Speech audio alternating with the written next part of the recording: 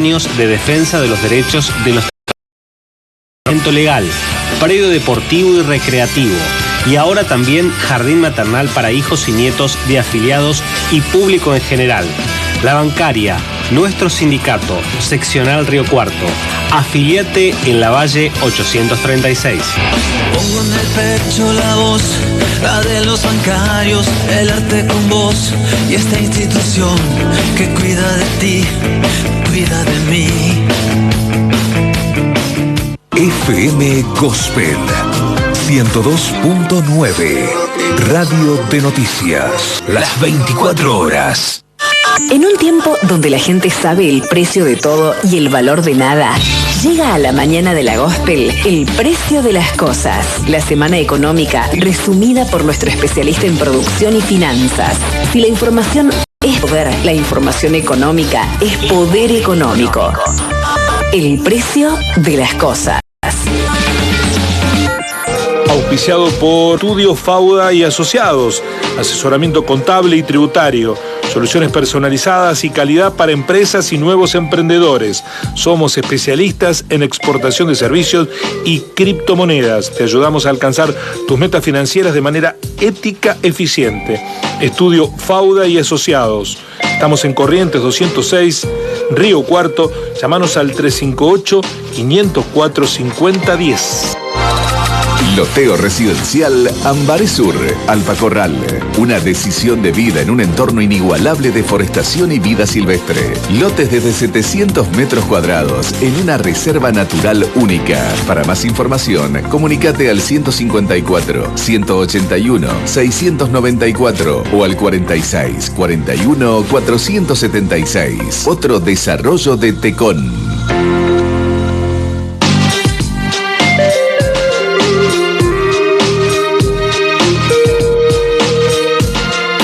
7 días en la vida económica argentina, resumida con la velocidad de la inteligencia de Javier Vicen. ¿Cómo le va? Nuestro economista de cabecera. Buen día, 7 días que parecen 7 años. Para la economía argentina. Sí, sí. Me cuesta cada vez más, no porque falta información, sino porque hay que hacer una síntesis de la semana. Y la verdad que hasta últimas horas del día jueves hay información económica. Y también rumores de lo que puede ocurrir a partir del viernes, a partir del sábado, a partir del domingo. Porque la economía argentina y sobre todo las decisiones políticas en materia económica no se toman el fin de semana.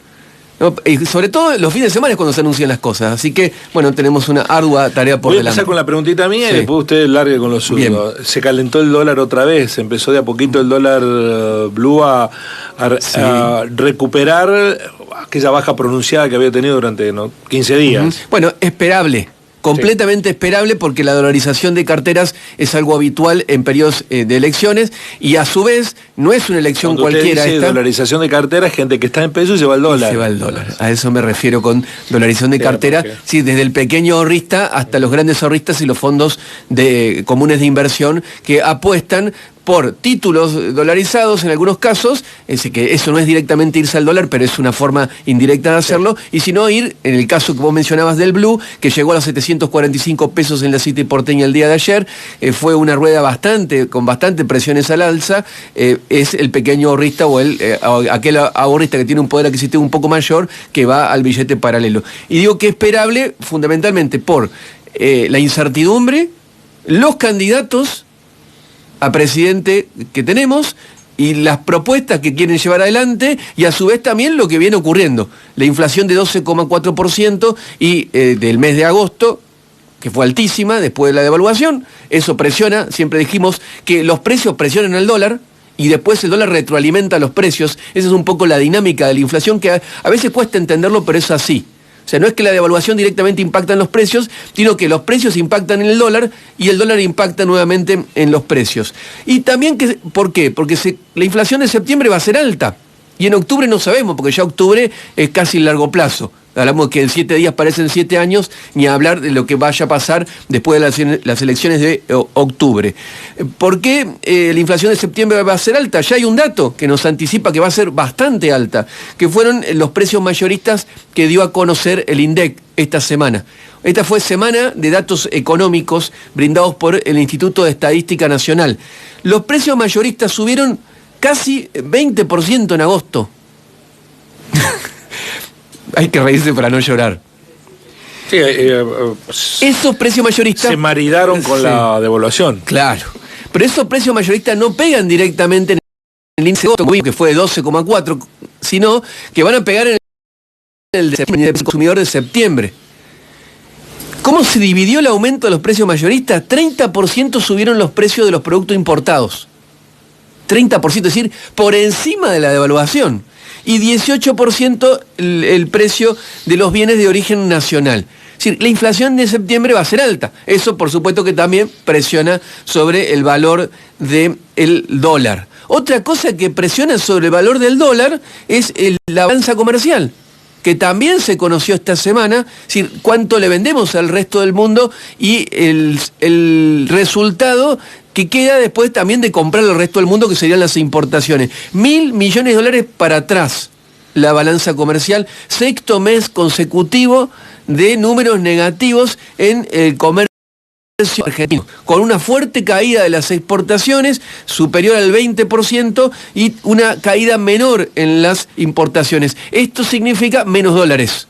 A pesar de todo esto, el Banco Central en la semana siguió comprando. Esto se debe a los beneficios para el sector exportador con un tipo de cambio diferencial. 28 ruedas positivas lleva el Banco Central de compra de dólares. Esta es la racha más importante en lo que va del año.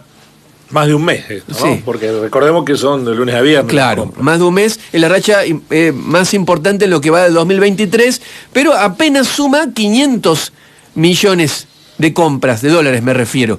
Esto nos anticipa, junto con el paquete de medidas económicas que tomó el ministro Massa, que ya el acuerdo con el Fondo Monetario Internacional está caído otra vez.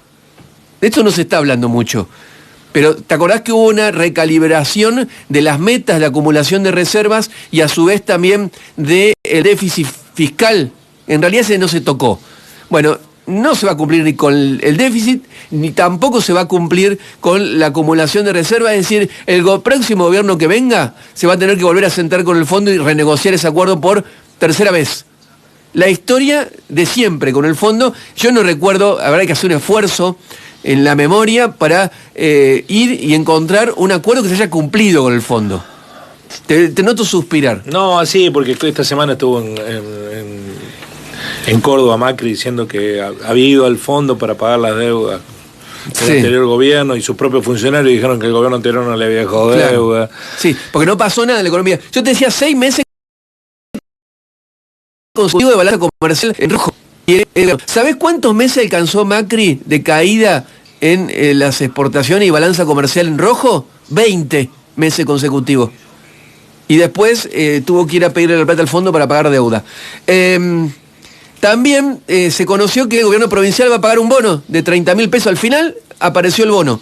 Eso lo hará el día lunes para todos los trabajadores activos del gobierno provincial y para los jubilados de 24.000 pesos. Hubo acuerdo salarial entre la UPC, la Unión de Educadores de la provincia de Córdoba, y el gobierno provincial. Recordemos que había conciliación obligatoria, se levantó la conciliación, se llegó a un acuerdo, y como novedad esta paritaria, y esto nos marca el escenario inflacionario en el que estamos y la nueva dinámica de la inflación, como novedad es que el mes para el cálculo del incremento es el mes inmediato anterior.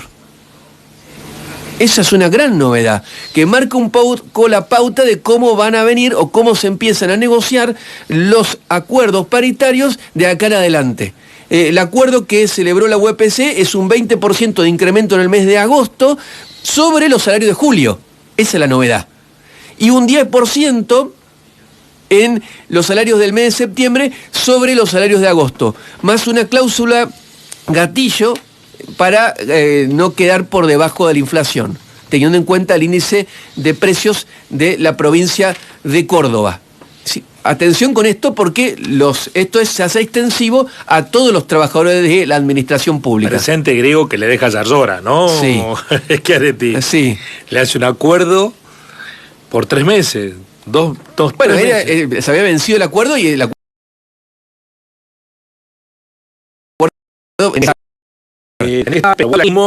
los propios trabajadores docentes hubieran tenido una mejor remuneración salarial. si hubiera la sido... dilatación del acuerdo es lo que es criticable también, Guillermo. Sí, o sea, sí. ¿por qué dilatar el acuerdo cuando es clara cómo se pulveriza el ingreso de los trabajadores? Hablando de los trabajadores, pobres trabajadores, se llama la columna de hoy, y me refiero a esto, este es el título de la columna, porque en esta semana de datos se conoció los datos del mercado laboral en Argentina y en particular... Que son positivos como nunca, pero que no generan expectativas satisfactorias. Por eso, pobres trabajadores. La desocupación abierta da 6,2% a nivel nacional. 1.350.000 argentinos no tienen empleo y está buscando uno. Es bajísima. Es decir, es la desocupación más baja del año 2004. Y en eso se da con la paradoja de ingresos que no alcanzan. Por eso digo, pobres trabajadores. Tenemos los dos picos, ¿no? La inflación más alta y la desocupación más baja. Los dos picos, que bien marcás, que hay que bueno, de hecho la economía ha estudiado esta relación entre inflación y empleo. En la ciudad de Río Cuarto, 7,3% la desocupación. Río Cuarto, junto con el Gran Córdoba, donde la desocupación fue del 8%, se encuentran entre los mayores aglomerados urbanos con la tasa de desocupación más alta del país, junto con con urbano bonaerense. Un dato preocupante de la provincia de Córdoba. Es decir, las dos capitales alternas con una de las mayores desocupaciones del país. Pero lo han justificado porque... pero ¿por qué? Bueno, ¿a qué se debe? Dijeron algunas fuentes. Se debe a que hay una presión en el mercado laboral para sumar un nuevo ingreso en el hogar. Entonces hay más gente buscando ese ingreso. Pero solo ocurre en Córdoba y en Río Cuarto. Sí, llama la atención porque... En otros distritos no. No, ¿por qué? Porque ¿cómo se mide esto de la presión sobre el mercado laboral? Se mide con la subocupación, es decir, las personas que trabajan menos de 35 horas y que están buscando un nuevo empleo para sumar horas laborales. Eso mete en presión. Y también con las personas ocupadas que están demandando un nuevo empleo. ¿No? Esa es una forma de medir la presión sobre el mercado laboral junto con la tasa de actividad y la tasa de empleo. Ahora, a nivel nación, eso no hay un cambio significativo. Es decir, no hay, en realidad baja la subocupación en todo el país y baja la cantidad de personas ocupadas demandantes de empleo, que solamente está pasando en Córdoba esto. La verdad que es un dato extraño. Es raro. Hay problemas de empleo en la provincia de Córdoba, que habrá que analizar si se debe a el entramado productivo, donde ha perdido peso en la provincia de Córdoba el sector industrial, que es el sector que genera mayor puestos de trabajo. Y han ganado peso sectores del mundo del trabajo que no son intensivos en mano de obra. Es todo un dato para analizar a futuro las perspectivas del mercado de trabajo en la provincia de Córdoba. Según algunas fuentes oficiales, hubo una buena generación de empleo en la provincia, pero no alcanzó a equiparar la demanda de empleo. Por eso la desocupación está entre las más altas del país, en Río Cuarto y en el Gran Córdoba. Todos estos datos hay que relacionarlos con el ingreso. Es decir, estamos en el mejor de los mundos, diríamos, baja desocupación, récord histórico de empleo en la Argentina. Estos datos son el segundo trimestre, está bien, ¿no? Porque a partir de junio la actividad económica empieza a caer y también lo mostró el INDEC con una caída de más del 4% en la actividad económica del mes de junio, que hay un rezago, ¿no? en el estibador mensual de actividad económica. Pero supongamos que esto se mantiene porque se mantiene el empleo. ¿Cuál es la característica hoy del mercado de trabajo? Y la característica del mercado del trabajo es la heterogeneidad. Es decir, hay un mercado formal, que es el que tiene aporte jubilatorio, que tiene aguinaldo, que tiene vacaciones pagas, que tiene cierto nivel de ingreso. Bajo, pero bastante superior al nivel de ingreso de un mercado informal, que es más de la mitad ya en la Argentina. Es decir, un mercado de trabajo heterogéneo partido. El sector informal, que se conoce habitualmente como la economía popular, representa casi el 30% en la Argentina. Y después tenemos los trabajadores por cuenta propia, que son el 20% más o menos. ¿Cómo está dividida la torta esa? 45% trabajo formal, que ya hay que considerarse un privilegiado aquellos que lo tienen. Sí. 27, casi 30% trabajo informal, que es la economía popular, un trabajo de subsistencia, y 22% el cuentapropismo, es el trabajo independiente, que en realidad muchas veces también es un trabajo de subsistencia. Sí. Hay una diferencia notable en los datos que publica INDEC de la encuesta permanente de hogares del segundo trimestre en los niveles de ingreso.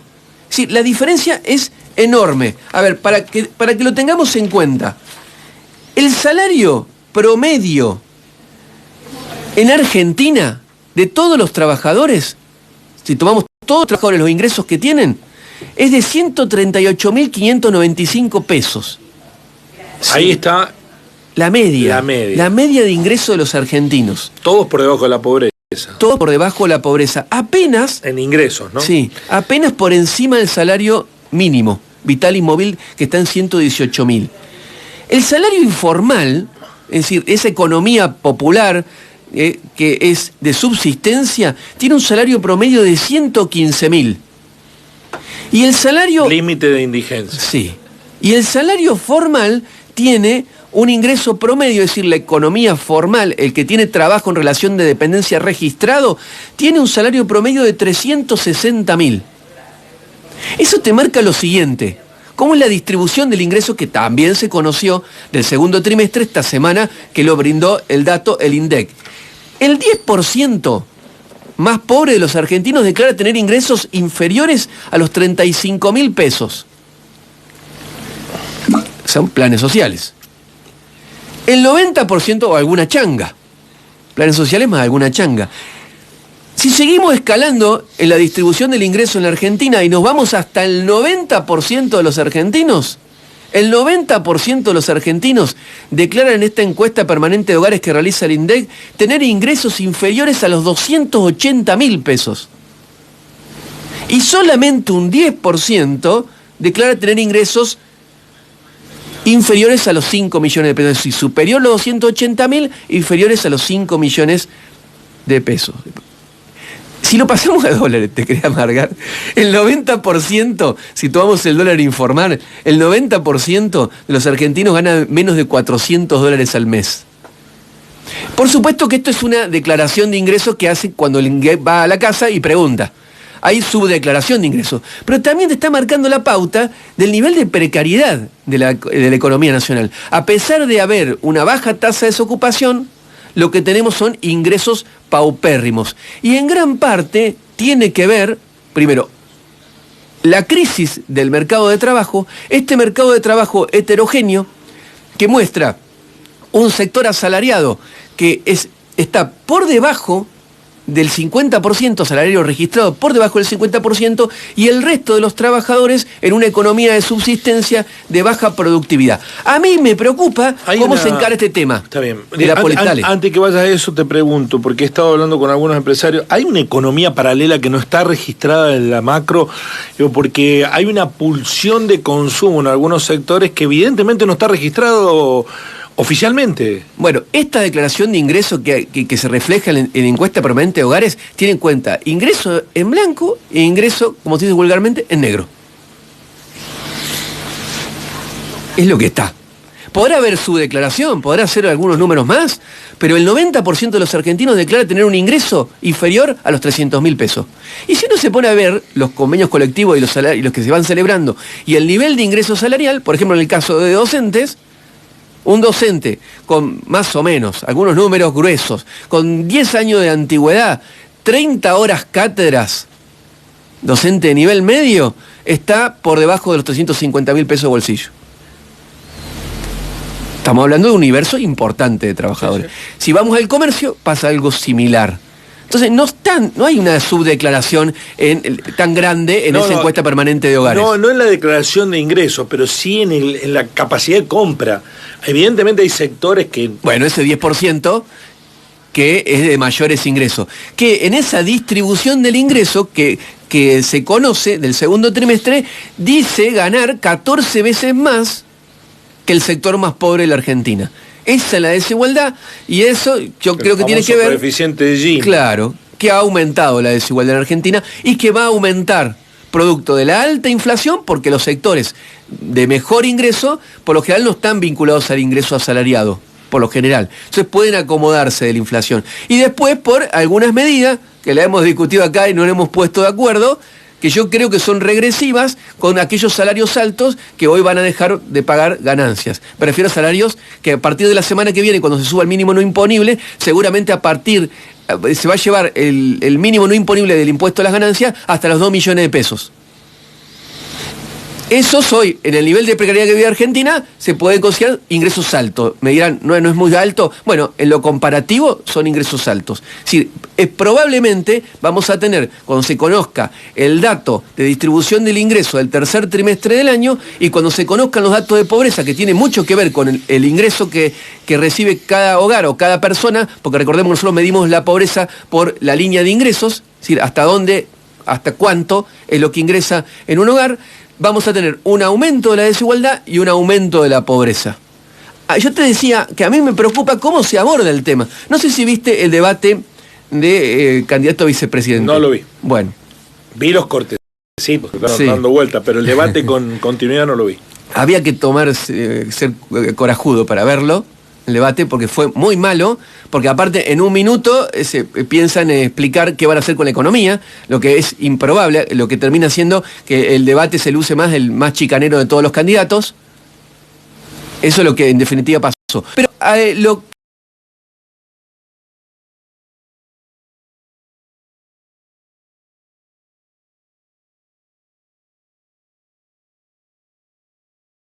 que me llama la atención es una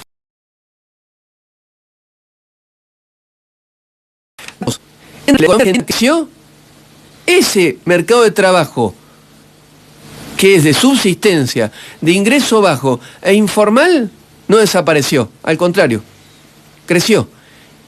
Y 1 de cada 10 trabajadores pasó del sector informal al sector formal. ¿No? O sea, que el famoso derrame, es decir, que la economía crezca para generar empleo y eso mejora las condiciones de todos los argentinos, no se da en la práctica.